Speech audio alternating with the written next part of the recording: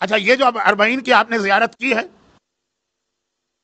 یا کبھی اس سے پہلے کی ہے، تو اربعین کی زیارت کے حوالے سے جیسے ہی زیارت کا لفظ آتا ہے اربعین کی زیارت، آپ کے ذہن میں کیا نام آتا؟ جابر ابن عبداللہ انصاری۔ اربعین کی زیارت اسلام میں آئی ہے جابر ابن عبداللہ کے ذریعے سے، کربلا کے یہ پہلے زائر، اور اربعین پہ یہ کربلا پہنچے۔ فقط آپ کو ذرا سا دنیا کی خبر بھی دے دی جائے، گرچہ آپ اس سے بہتر جانتے ہیں کہ آپ الحمدللہ بہت اچھی جگہ بیٹھے، بہت سارے فتنے یہاں آتے ہی نہیں ہیں ان علاقوں میں۔ پورا یورپ اور امریکہ اس وقت ہمارے ممبروں پر، اور خاص طور پہ جو انگلش اسپیکر ہوتے ہیں، ایک بلا وجہ ایشو جیسے ہی اربعین تاریخ قریبہ ایک بحث چھڑ جاتی ہے، کیا دنیا اور آخرت کے سارے مسئلے حل ہو گئے کہ اسی پر تم لگے ہوئے؟ اور یہ میں بتا دوں کہ یورپ اور امریکہ میں جو انگلش اسپیکر ہیں نا، انگلش میں جو تقریر کرتے ہیں، سوائے چند کو چھوڑ دو، وہ زیادہ تر انڈیا اور پاکستان کی عزاداری کو کریٹیسائز کرتے ہیں، جھوٹی عزاداری، غلط روایت بڑھا چڑھا کے پیش کرنا۔ کیونکہ مجھے معلوم ہے کہ گلف کے علاقے کے رہنے والے اکثر لوگ یہاں سے ریٹائرمنٹ کے بعد یا جاب چھوڑ کے جاتے وہاں، وہ پاکستان واپس جانے والے کم ہوتے ہیں۔ کینیڈا جاتا ہوں، بعض اوقات پہچان نہیں پاتا کہ کینیڈا میں مجلس پڑھ رہا ہوں کہ مثلاً گلف میں پڑھ رہا ہوں۔ اتنے مومنین یہاں جو مجھ سے مل چکے ہیں، میں تو یہاں 45 سال سے آ رہا ہوں نا، 44 سال، وہ سب وہاں ملتے ہیں۔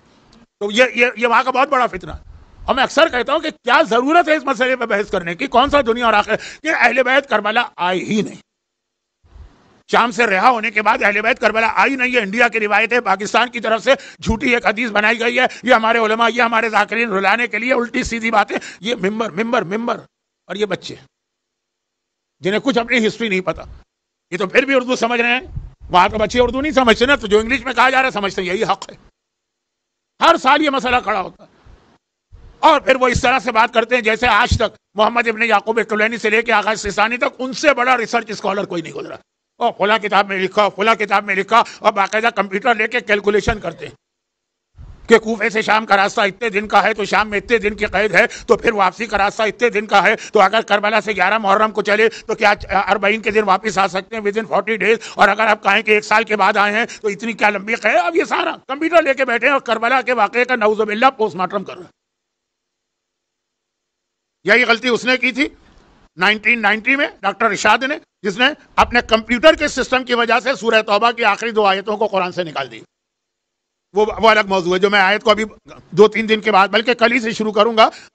ابھی تو میں نے صرف ایک بار تلاوت کیا، تو اب یہ ساری ریسرچ ہو رہی، مگر یہ ساری ریسرچ کرنے والے بھی اس بات پہ متفق ہیں کہ جابر ابن عبداللہ کربلا ہیں اور اربعین کے دن آئے ہیں، اور سب سے پہلے زائر جابر کے کربلا آنے، زیارت کرنے اور اربعین کے زیارت کرنے میں کوئی شک نہیں۔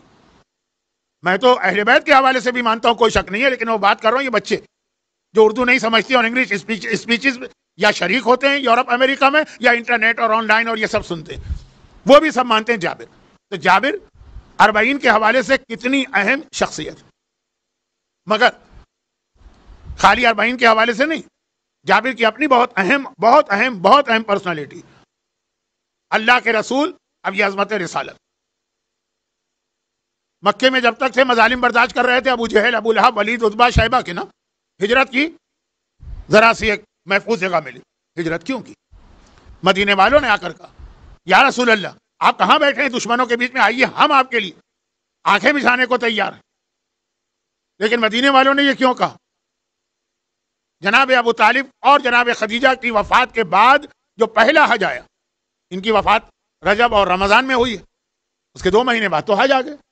اس میں جابر اپنے 6 یا 10 دوستوں کے ساتھ حج کرنے آئے تھے، اسلام نہیں آیا ابھی، مسلمانوں کا حج بھی ابھی نہیں ہے، لیکن حضرت ابراہیم نے جو حج قائم کیا تھا اس میں اور آج کے حج میں تقریباً ایک جیسا حج ہے۔ وہ حج کرنے آئے، پیغمبر سے وہاں اتفاقاً ملاقات ہو گئی مینا کے میدان، اور جابر اسی وقت اسلام قبول کیا۔ اگلے سال 72 آدمیوں کو لے کر آئے جابر، اپنے والد کو بھی لائے، پچھلے سال اکیلے آئے تھے دوستوں کے ساتھ، انہوں نے بھی پیغمبر کے ہاتھ پہ اسلام قبول کیا، تب پیغمبر کو مدینے کی دعوت دی۔ جابر کا ہجرت مدینہ میں بہت اہم رول ہے۔ جابر وہ ہیں جنہوں نے ہم کو حدیث قصہ دی، اس سے بڑا تحفہ ہمیں اور آپ کو کیا مل سکتا؟ جہاں یہ حدیث قصہ پڑھے ہم بیٹھے ہیں، ہمیں چاروں طرف سے ملائکہ گھیرے میں لے لیتے ہیں. حفت بہم الملائکہ واستغفرت لہم الی ان یتفرقوا، گناہ ہم نے کیے ہیں، ہمارے بیاف پہ توبہ ملائکہ کر رہے ہیں. یہ حدیث قصہ کا تحفہ ہے نا. اور اس کے بعد یہ کہ ہر مصیبت ہر پریشانی بھی دور ہے اور ہر حاجت بھی قبول کی تحفہ. یہ کس کے ذریعے ہم تک پہنچا؟ یہی جابر. اور میں تو ایک جملہ کہتا ہوں کہ میں یہ فیصلہ بھی نہیں کر پاتا ہوں کہ حدیث قصہ زیادہ بڑا تحفہ ہے یا کربلا کے آقا حسین کی زیارت بڑا تحفہ ہے. یہ بھی جابر نے دیا، وہ بھی جابر نے دیا. اور پھر وہ آخری بات تو آپ اتنا سنتے، اللہ کا رسول اپنے فرزندوں میں 5ویں امام کو سلام بھجوا رہا ہے جابر کے ذریعے سے. اور بہت سارے صحابی بھی تھے نا، لیکن خاص جابر کا انتخاب کیا کہ جاؤ جا کے میرے اس بیٹے کو سلام پہنچاؤ.